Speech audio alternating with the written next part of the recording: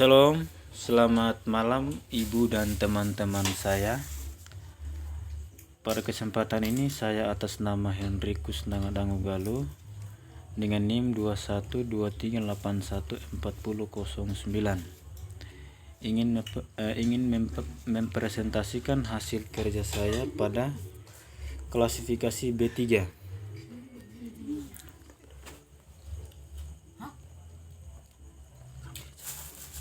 Oh ya, sudah. Oke, baik. Limbah B3 adalah hasil buangan dengan klasifikasi ini secara garis besar.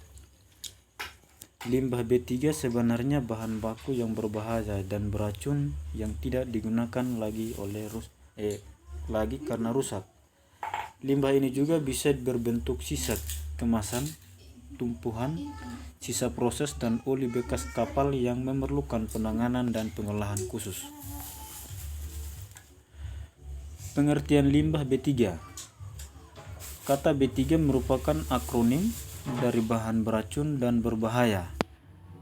Oleh karena itu, pengertian limbah B3 dapat diartikan sebagai suatu buangan atau limbah yang sifat dan konsentrasinya mengandung zat yang beracun dan berbahaya sehingga secara langsung maupun tidak langsung dapat merusak lingkungan, mengganggu kesehatan dan mengancam kelangsungan hidup manusia serta organisme lainnya.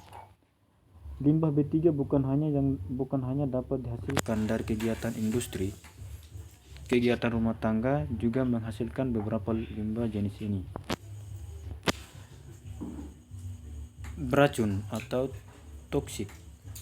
Bahan-bahan ini bisa menyebabkan kematian atau penyakit serius bila masuk ke dalam tubuh manusia melalui pernapasan, mulut, atau kulit. Yang berikut menimbulkan iritasi atau iritan.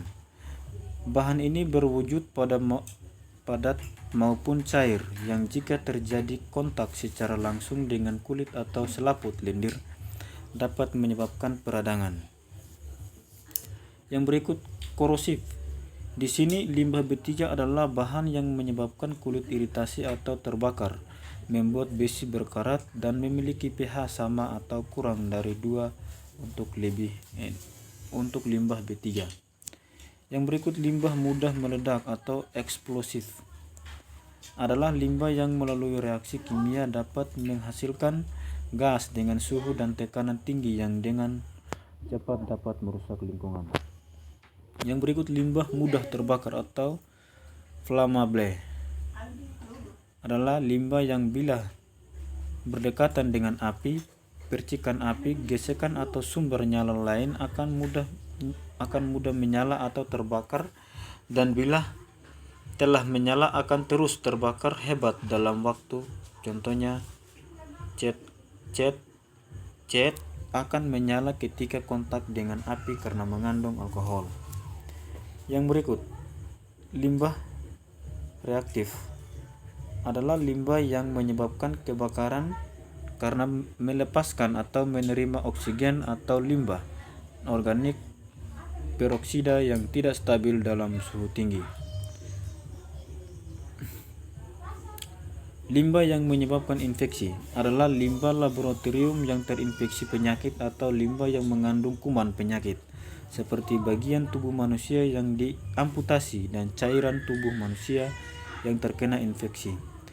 Contoh, jarum suntik bekas untuk menyuntik pasien apabila digunakan kembali karena dapat menularkan penyakit, misalnya penyakit HIV.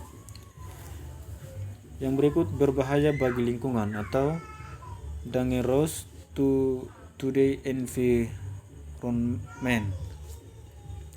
Limbah dengan karakteristik ini adalah limbah yang dapat menyebabkan kerusakan pada lingkungan dan ekosistem, misalnya limbah CFC atau chlorofluoride yang dihasilkan dari mesin pendingin.